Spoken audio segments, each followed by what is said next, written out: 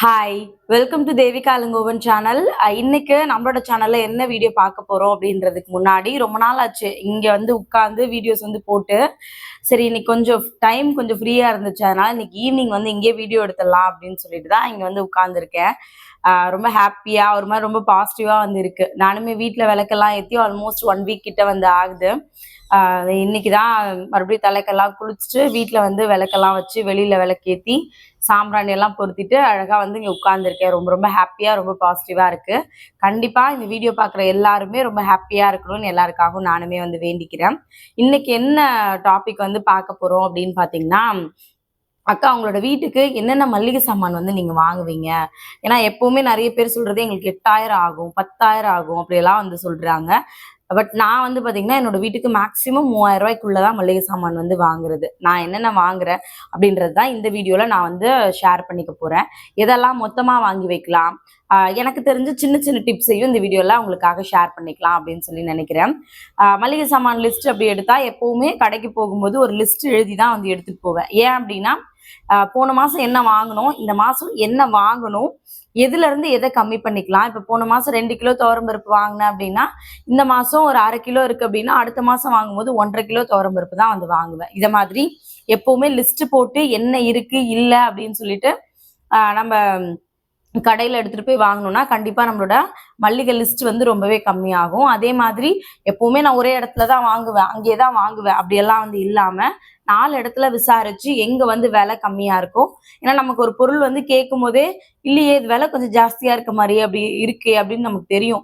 இருந்தாலும் சரி வந்துட்டோம் வாங்கிடுவோம் அப்படின்னு இல்லாமல் பக்கத்தில் இருக்க கடையில் ஹோல்சேல் கடையில் என்ன விலை அப்படின்றத விசாரிங்க. எப்பவுமே சூப்பர் மார்க்கெட்ல தான் வாங்கணும் அப்படின்றது வந்து கிடையாது.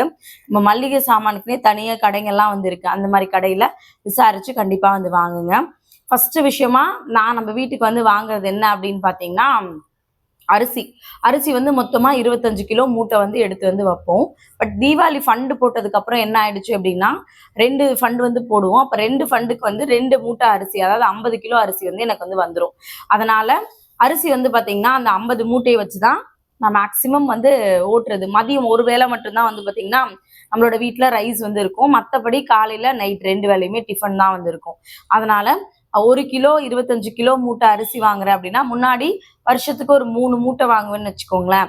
3 மூட்டை வாங்குறேன் இல்ல 3 மூட்டை வந்து தேவைப்படும். மேக்சிமம் ஒரு 4 மூட்டை வந்து நம்ம வருஷத்துக்கு தேவைப்படுது அப்படின்னா இப்போ 2 மூட்டை வந்து எனக்கு வந்துடுது. அதனால என்னோட பட்ஜெட் லிஸ்ட்ல வந்து பாத்தீங்கன்னா 2 மூட்டைக்கானது தான் வந்து இருக்கும். அதை வந்து மாச பட்ஜெட்ல வந்து சேர்க்க மாட்டேன். ஏன் அப்படின்னா அது மொத்தமா வந்து வாங்கி வச்சுப்பேன்.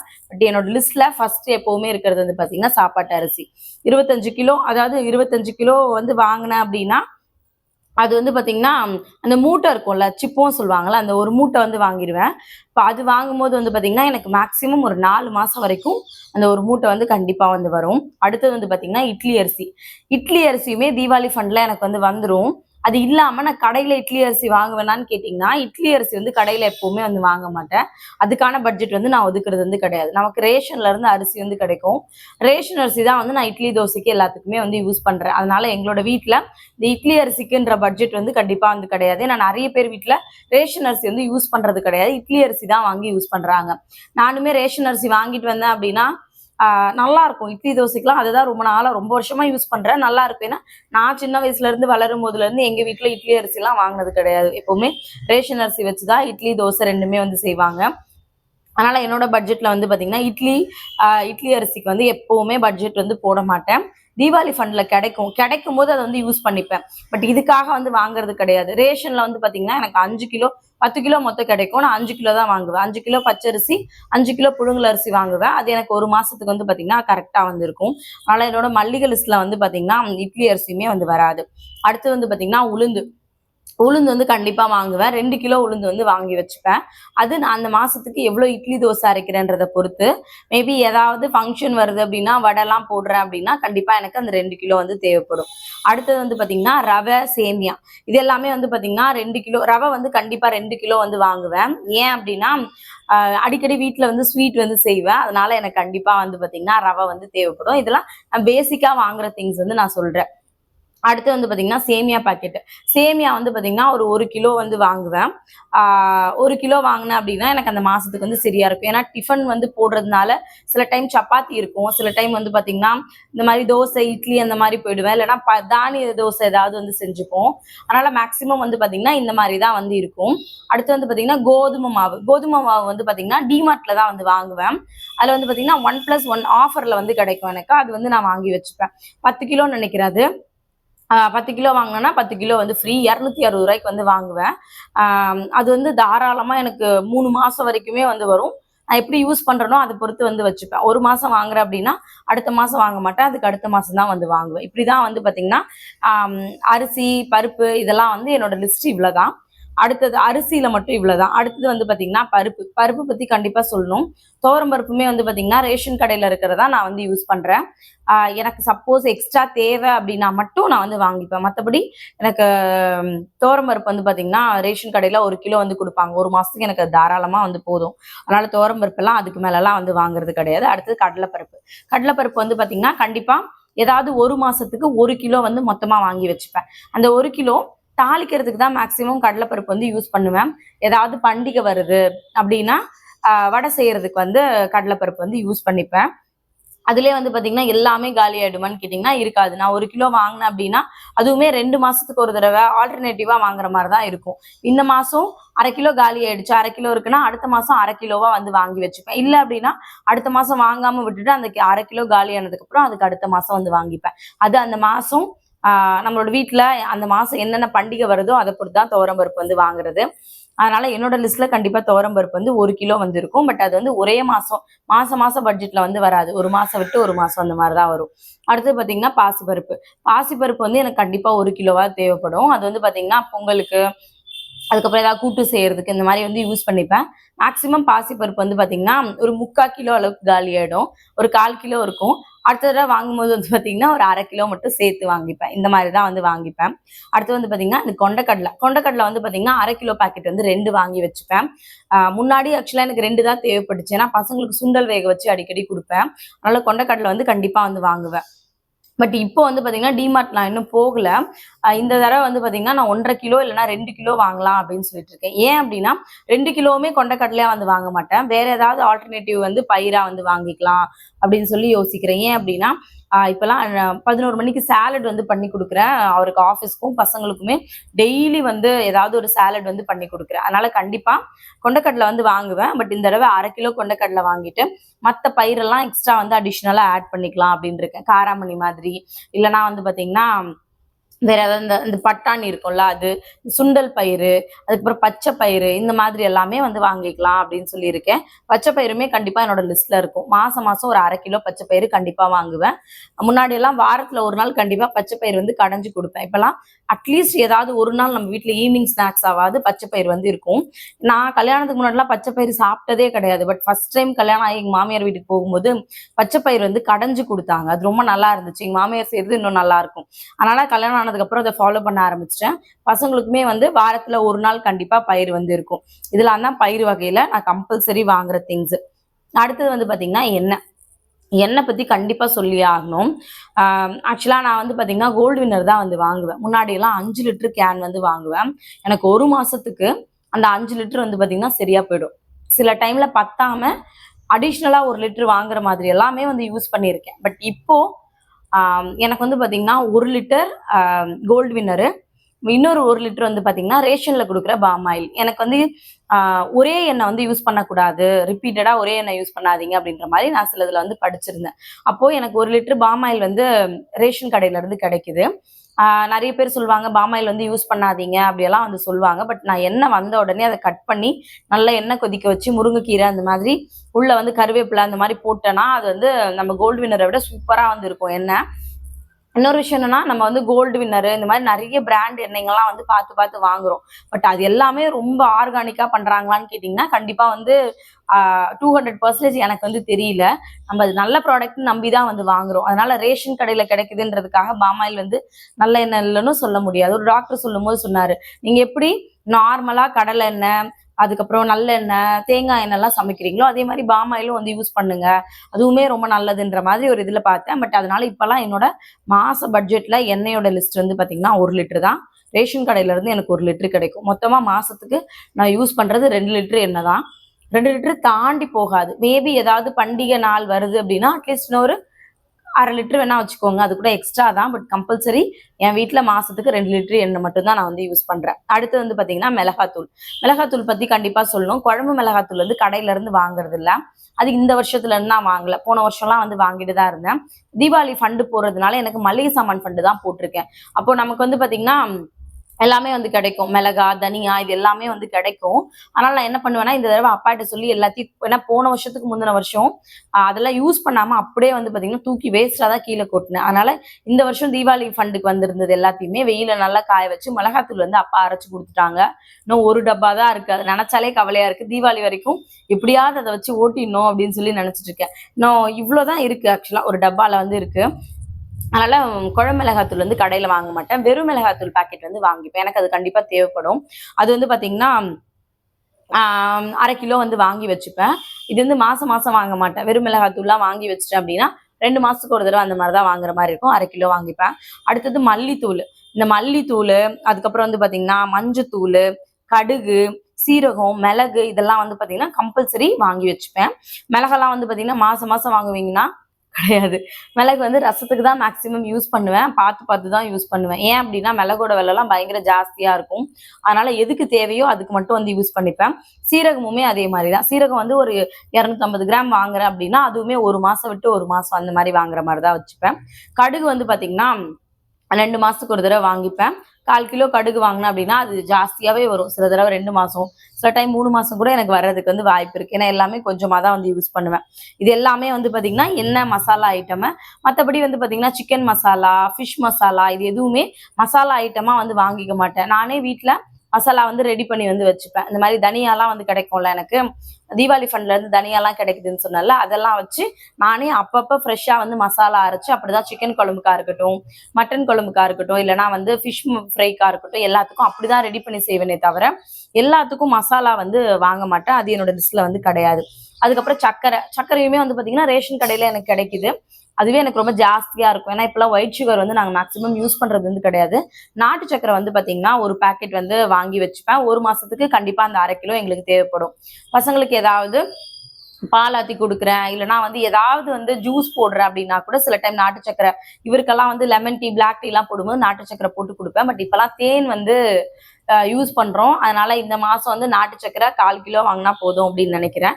உப்பு பாக்கெட் வந்து வாங்குவேன். உப்பு பாக்கெட் வந்து கல்லுப்பு ஒரு பாக்கெட்டு, அதுக்கப்புறம் வந்து பாத்தீங்கன்னா அந்த தூள் உப்பு ஒரு பாக்கெட் வந்து வாங்கிப்பேன். கல்லுப்பு எதுக்கு அப்படின்னா சாதம் வடிக்கும் போது டெய்லி வந்து பாத்தீங்கன்னா உப்பு போட்டுதான் சாதம் வந்து வடிப்பேன். அதனால தண்ணி கொதிக்கும் போதே அந்த உப்பு வந்து போட்டுருவேன். கண்டிப்பா வந்து அது 2 கிலோ எனக்கு தேவைப்படும். டீ தூள், காஃபி தூள் இதுக்கெல்லாம் எங்க வீட்டுல வேலையே கிடையாது. ஏன்னா டீ காஃபி நாங்க சுத்தமா குடிக்க மாட்டோம். புளி வந்து பாத்தீங்கன்னா எனக்கு அம்மா கொடுப்பாங்க, இல்லைன்னா ஒரு 1/2 கிலோ வாங்கி வச்சுட்டேன் அப்படின்னா ஒரு 2 மாசத்துக்கிட்ட கண்டிப்பா வந்து வரும். அதுக்கப்புறம் தான் வந்து வாங்குற மாதிரி இருக்கும். அடுத்தது வேர்க்கடலை கண்டிப்பா வந்து வாங்கி வச்சுப்பேன். இப்போ 1/2 கிலோ வேர்க்கடலை, பொட்டுக்கடலை இதெல்லாம் 1/2 கிலோ வாங்கி வைப்பேன். இந்த தடவை வந்து பாத்தீங்கன்னா கண்டிப்பா 1 கிலோவாவது வாங்கணும்னு நினைக்கிறேன். ஏன்னா இப்போ அடிக்கடி சாலட் எல்லாம் பண்றதுனால எனக்கு வேர்க்கடலை நான் கடையில போய் வாங்குறேன். இப்போ நான் இன்னும் டிமார்ட் வந்து போகல. மற்றபடி ஹோல்சேல் ஷாப்புக்கு எதுக்கும் போகல. 1ஆம் தேதி நாளைக்கு செவ்வாய்க்கிழமை அவருக்கு வந்து கிளாஸ் கிடையாது. அதனால கண்டிப்பா நாளைக்கு தான் போகணும் அப்படின்னு சொல்லிட்டு இருக்கேன். அடுத்தது வந்து பாத்தீங்கன்னா இதெல்லாம் வந்து மளிகை சாமான் வந்து இதுதான் என்னோட மேக்சிமம் மளிகை சாமான் லிஸ்ட். இதுல அடிஷ்னலா ஆட் ஆகுறது என்னன்னு கேட்டீங்கன்னா இந்த பாத்ரூம் வாஷ் பண்றது, அதுக்கப்புறம் வந்து பாத்தீங்கன்னா சோப்பு வந்து வாங்குவோம். 3 சோப்பு இருக்க மாதிரி மைசூர் சாண்டல் தான் யூஸ் பண்றோம். அதனால அது வந்து வாங்கி வச்சுப்பேன். மற்றபடி வந்து பாத்தீங்கன்னா வேற எதுவும் அடிஷ்னலா இந்த டப்பா வாங்குறது, பிளாஸ்டிக் ஐட்டம் வாங்குறது இந்த மாதிரிலாம் பண்ணவே வந்து மாட்டேன். மேக்சிமம் என்னோட பட்ஜெட் 2500 இருந்து 3000 ரூபாய்க்குள்ளதான் மளிகை சாமான் வந்து வரும். இதுவே வந்து பாத்தீங்கன்னா அடுத்த மாசத்துக்கு நிறைய மீறுற மாதிரியா தான் வந்து இருக்குமே தவிர இதை தாண்டி அதிகமா வெளியில போய் நான் எதுவுமே வந்து ஸ்பெண்ட் பண்ண வந்து மாட்டேன். அடுத்து வந்து பாத்தீங்கன்னா வெஜிடபிள்ஸ், இதை பத்தி கண்டிப்பா சொல்லணும். எதெல்லாம் வந்து கெட்டு போகாதோ அதெல்லாம் கொஞ்சம் ஜாஸ்தியா வாங்கி வச்சுப்பேன். இப்போ மார்க்கெட் போறேன் அப்படின்னா வெங்காயம் வந்து பாத்தீங்கன்னா 4 கிலோ 100 ரூபா, 5 கிலோ 100 ரூபான்னு இருக்கும்.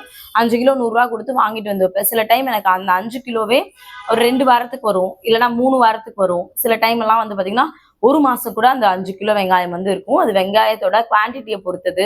ரொம்ப பெருசா இருக்கு அப்படின்னா ஒரு வெங்காயம் எடுத்துப்பேன், சின்னதா இருக்கு அப்படின்னா 4 வெங்காயம் போடுற மாதிரி இருக்கும். அதனால வெங்காயத்தோட சைஸை பொறுத்து தான் வந்து எங்க வீட்டுல அது வந்து இருக்கும். அடுத்தது உருளைக்கிழங்கு வந்து கண்டிப்பா வந்து வாங்கி வச்சுப்பேன். மேக்சிமம் 2 கிலோ வாங்கினேன் அப்படின்னா அது வந்து வீணா போகாது. ஒரு துணி போட்டு அதை வந்து வெளியில ஃப்ரிட்ஜில் வைக்க மாட்டேன், வெளியில வந்து காய போடுற மாதிரி வந்து வச்சுப்பேன். தக்காளி வந்து பாத்தீங்கன்னா 2 கிலோ எப்பவுமே வாங்கிட்டு வந்து வைப்பேன். 2 கிலோ வாங்கினேன் அப்படின்னா மேக்சிமம் 2 வாரத்துக்கு எனக்கு கண்டிப்பா வந்து வரும். கீரை இதெல்லாம் வந்து பாத்தீங்கன்னா மற்ற காய்கறி எல்லாமே வாரத்துக்கு ஒரு தடவை ஒரு தடவை மார்க்கெட் போனோம்னா 2 வாரத்துக்கு தேவையான காய்கறி எல்லாம் வாங்கிடுவேன். பட் கீரை மட்டும் பாத்தீங்கன்னா அப்பப்போ போய் டெய்லி காலையில கீரை வந்து வாங்குற மாதிரி இருக்கு. அதுக்கு மட்டும் ஆல்டர்னேட்டிவா ஏதாவது ஒரு விஷயம் இருந்தா நல்லா இருக்கும். ஏன்னா கீரை வந்து டெய்லி ஃப்ரெஷ்ஷா வந்து கிடைக்குது. எனக்கு ஈவினிங் டைம்ல வந்துச்சுன்னா கொஞ்சம் கிளீன் பண்றதுக்குலாம் கொஞ்சம் ஈஸியா இருக்கும். பட் என்ன சொல்றது, காலையில வாங்கிட்டு வரதுனால ரொம்ப அவசரமா வந்து கீரைலாம் கிளீன் பண்ற மாதிரி இருக்கு. அடுத்தது வந்து பாத்தீங்கன்னா முட்டை பத்தி கண்டிப்பா சொல்லணும். வாரத்துல டெய்லி வந்து முட்டை வந்து வாங்குறோம். டெய்லி ஒரு முட்டையாவது பசங்களுக்கு கண்டிப்பா வந்து கொடுத்துடுறேன். கீரையுமே அதே மாதிரி டெய்லி இருக்கிறதுக்கு பார்த்துப்பேன். பயிர் வகையுமே கண்டிப்பா வீட்டுல பசங்களுக்கு கொஞ்சம் கொஞ்சமாவது கொடுக்குற மாதிரி பார்த்துப்பேன். பட் முட்டை வந்து பாத்தீங்கன்னா வீக்லி ஒன்ஸ் பெரிய அந்த ஹோல்சேல் கடை வந்து இருக்கு. டெய்லி வாங்குறதால விலை கொஞ்சம் ஜாஸ்தியா இருக்கு. மேபி ஹோல்சேல் கடையில வாங்கினா இன்னும் கொஞ்சம் கம்மியா இருக்கும்னு நினைக்கிறேன். இந்த பெரிய அட்டை ஒன்று இருக்கும், அந்த மாதிரி வாங்கிட்டு வந்து வச்சிட்டோம்னா எங்களுக்குமே ரொம்ப ஈஸியா இருக்கும். இந்த மாசத்துல இருந்து அதை வந்து ஃபாலோ பண்ணலாம் அப்படின்னு இருக்கேன். பட் அதோட ரேட் என்னெல்லாம் எனக்கு தெரியல. பட் நம்ம தனித்தனியா வாங்க ஒரு முட்டை 5 ரூபாய்க்கு வாங்குறீங்க அப்படின்னா கண்டிப்பா ஒரு முட்டை 4 ரூபாய்க்கு இல்ல 4 ரூபா 10 பைசா அந்த மாதிரி வந்து கிடைக்கிறதுக்கு நிறைய வாய்ப்பு இருக்கு. எப்படியும் வந்து பாத்தீங்கன்னா ஒரு 60 பைசா 70 பைசா அட்லீஸ்ட் 1 ரூபாயாவது கம்மியா தான் வந்து கிடைக்கும். இதுக்கும் எனக்கு ஒரு எப்படி பார்த்தாலும் ஒரு 50 ரூபாயாவது கம்மியாகும் நான் டெய்லி போய் வாங்குறதுக்கும் அப்படி அட்டையா வாங்கி வைக்கிறதுக்கும். அதனால அந்த பாக்ஸே வந்து வாங்கிடலாம் அப்படின்னு சொல்லிட்டு இருக்கேன். அடுத்து வந்து பாத்தீங்கன்னா மொத்தமா வாங்கி வைக்கிறதுல அரிசி வந்து வாங்கி வச்சுக்கலாம், பருப்பு, சர்க்கரை, எண்ணெய், அதுக்கப்புறம் பாத்தீங்கன்னா பயிறு, சோப்பு, அப்புறம் இந்த பாத்திரம் தேய்க்கிற சோப்பு, அதுக்கப்புறம் வந்து பாத்தீங்கன்னா பாத்ரூம் வாஷ் பண்றது, இதெல்லாம் வந்து பாத்தீங்கன்னா நம்ம வந்து மொத்தமாவே வந்து வாங்கி வச்சுக்கலாம். அதெல்லாம் கண்டிப்பா வீணாகாது. அதே மாதிரி மளிகை சாமான் வாங்குறதுல நான் இதெல்லாம் தான் வந்து வாங்கிட்டு இருக்கேன். அதுல இன்னொரு முக்கியமான விஷயம் சொல்றது என்ன அப்படின்னா மொத்தமா ஹோல்சேல் கடையில போய் வாங்குங்க. பக்கத்துல இருக்கிற கடையில போயிட்டு நீங்க மளிகை சாமான் லிஸ்ட் போட்டு வாங்கினாலுமே உங்களுக்கு லிஸ்ட் அதாவது என்ன சொல்றது பிரைஸ் வந்து அதிகமா தான் இருக்கும். மளிகை சாமானுக்கே தனியா ஒரு கடை இருக்கும். இந்த அண்ணாச்சி கடைகள்லாம் இருக்கும், பெரிய ஹோல்சேல் கடை இருக்கும். அந்த மாதிரி கடையில போய் வாங்குங்க.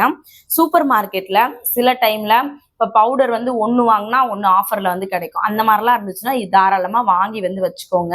இப்போ நான் வந்து கோதுமை மாவுலாம் அப்படிதான் வாங்கி வச்சுப்பேன். எனக்கு 220 ரூபாய்க்கு 2 பேக்கெட் 10 கிலோ கிடைக்குது அப்படின்னு, அதாவது அந்த 1 கிலோ பேக்கெட் இருக்கும்ல அதே மாதிரி இன்னொரு கிலோ கிடைக்குது அப்படின்னும் போது நான் ஆப்வியஸாக அதை வாங்கி வந்து வச்சுப்பேன். வாங்கி வைக்கிறது பெருசு இல்லை, அதை வந்து யூஸ் பண்ணிடுங்க. அதை வேஸ்ட் மட்டும் பண்ணிடாதீங்க. அடுத்து வந்து பாத்தீங்கன்னா பால் வந்து இப்போ டெய்லி தான் போய் வாங்குறேன். பட் வந்து இந்த முட்டை தான் கொஞ்சம் டவுட்லேயே வந்து இருக்கு. மொத்தமா வாங்கி வச்சா வீணாயிடுமா என்னன்றது தெரியல. பட் நான் இந்த தடவை ட்ரை பண்ணி பார்க்கலாம் அப்படின்னு இருக்கேன். அதே மாதிரி வந்து பாத்தீங்கன்னா வீட்டுல என்னென்ன பொருள்லாம் இருக்குன்னு ஒரு தடவை செக் பண்ணிட்டு அதுக்கப்புறம் நீங்க வந்து மளிகை சாமான் வாங்க போனீங்கன்னா போங்க, அது ரொம்பவே வந்து நல்லது. அதே மாதிரி எப்பவுமே 1/4 கிலோ வாங்கும் போது ஒரு விலையும் 1 கிலோ வாங்கும் போது ஒரு விலையும் வந்திருக்கும். அதனால எப்பவுமே குவான்டிட்டி கொஞ்சம் ஜாஸ்தியா வாங்கினீங்க, அதுவும் ஹோல்சேல் கடையில வாங்கினீங்க அப்படின்னா விலை வந்து உங்களுக்கு ரொம்பவே கம்மியா வந்து கிடைக்கும். அதனால பக்கத்துல போயிட்டு அப்பப்ப வாங்குறதை விட்டுட்டு ஒரு லிஸ்ட் எடுத்துட்டு போய் மொத்தமா மளிகை சாமான் வந்து வாங்கிட்டு வந்து வச்சுக்கோங்க.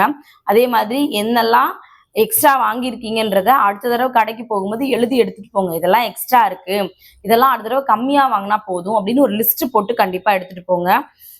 ஆஃபர்ல கிடைக்குதுன்றதுக்காக தேவையான பொருளை மட்டும் வாங்குங்க. இப்போ நான் வந்து கோதுமை மாவே வந்து சொன்னேன், ஆஃபர்ல கிடைக்குதுன்னு நம்ம வாங்கிடுறோம். ஆனா அதை நம்ம யூஸ் பண்ணாம அதை தூக்கி போட்டோம் அப்படின்னா அது கண்டிப்பா நமக்கு லாஸ் தானே. அதனால அந்த மாதிரி விஷயங்கள் வந்து பண்ணாதீங்க. ஆஃபர்லேயே கிடைச்சாலும் நீங்க ஒரு பொருள் வாங்குறீங்கன்னா அதை வந்து யூஸ் பண்ணுங்க. நீங்க பாத்ரூம் வாஷ் பண்றது வாங்குறீங்க அப்படின்னா அது ஒரு 2 மாசம் ஆனாலும் அது வந்து கெட்டு போகாது. அதனால அந்த மாதிரி பொருளா வாங்கி வச்சுக்கோங்க. பட் ரெகுலரா நம்ம யூஸ் பண்ற பொருள் ஆஃபர்ல கிடைக்குதுன்றதுக்காக வாங்கி வேஸ்ட் மட்டும் பண்ணாதீங்க. அதே மாதிரி உங்க ஃபுட்டை வந்து தயவு செஞ்சு வேஸ்ட் பண்ணாதீங்க. ஏன் அப்படின்னா சப்போஸ் அது வேஸ்ட் ஆகுற மாதிரி இருக்கு, இப்போ வீட்டிலே பழைய சாதம் இருக்கு அப்படின்னா அதுல நைட்டே கொஞ்சம் தண்ணி ஊற்றி வச்சிட்டிங்கன்னா காலையில வந்து தயிர் ஊற்றி கூட வந்து சாப்பிட்டுக்கலாம். முடிஞ்ச அளவுக்கு மிச்சம் போகாம வேஸ்ட் பண்ணாம வந்து சமைங்க. இல்லை மிச்சம் ஆயிடுச்சு அப்படின்னா கூட அதை வேற ஏதாவது மாதிரி செஞ்சு சாப்பிட்றதுக்கு வந்து பாருங்க. இதெல்லாம் தான் சொல்லணும்னு நினைச்சேன். அதே மாதிரி இந்த பயிரெல்லாம் வாங்கிட்டு வரீங்க, பருப்புலாம் வாங்கிட்டு வரீங்க அப்படின்னா, வெயில்ல ஒரு துணி போட்டோ, இல்ல ஒரு பேப்பர் போட்டோ ஒரு 1/2 மணி நேரம் காய வச்சுட்டு, நீங்க போடுற டப்பா வந்து ஈரம் இல்லாம இருக்கான்னு செக் பண்ணிட்டு, மொத்தமா வந்து கொட்டி க்ளோஸ் பண்ணி வந்து வைங்க. ஏன்னா நம்ம வாங்கிட்டு வரதெல்லாம் பெருசு இல்ல. அது எப்படி நம்ம யூஸ் பண்றோம் அப்படின்றதுல தான் வந்து நம்ம பணம் சேவ் ஆகுறதும், செலவாகுறதும் வந்து இருக்கு. அதனால அத வந்து பண்ணுங்க. டேட் எந்த பொருள் வாங்குனாலும் இது வந்து எக்ஸ்பைரி டேட் வந்து பார்த்து வந்து வாங்குங்க. ஏன்னா நிறைய கடைகள்ல எக்ஸ்பைரி ஆன திங்ஸ் எல்லாமே வந்து வச்சிருக்காங்க. அதனால நம்ம தான் அது எல்லாத்தையும் பார்த்து வந்து வாங்கணும். மாசம் பட்ஜெட் போட்டு நம்ம ஒரு விஷயம் பண்ணோம் அப்படின்னா கண்டிப்பா நம்மளால மளிகை சாமான்ல நிறைய பணம் வந்து மிச்சம் பண்ண முடியும். அடுத்தது வந்து பாத்தீங்கன்னா இதெல்லாம் தான் வந்து சொல்லணும்னு நினைச்சேன். ஏன் பர்டிகுலரா இது சொன்னேன்னா, அக்கா அவங்களோட மளிகை லிஸ்ட் என்ன, அதை காமிங்கன்னு சொல்லியிருந்தீங்க. இந்த தடவை இதெல்லாம் பேசிக்கா வாங்குற திங்ஸ் சொல்லியிருக்கேன். நான் டிமார்ட் போயிட்டு கண்டிப்பா என்னென்ன திங்ஸ் எல்லாம் இந்த தடவை வாங்கியிருக்கேன், என்னோட மளிகை சாமான் லிஸ்ட் எவ்வளோ பிரைஸ் வந்திருக்கு அப்படின்றதையும் கண்டிப்பா உங்ககிட்ட நான் வந்து ஷேர் பண்ணிக்கிறேன்.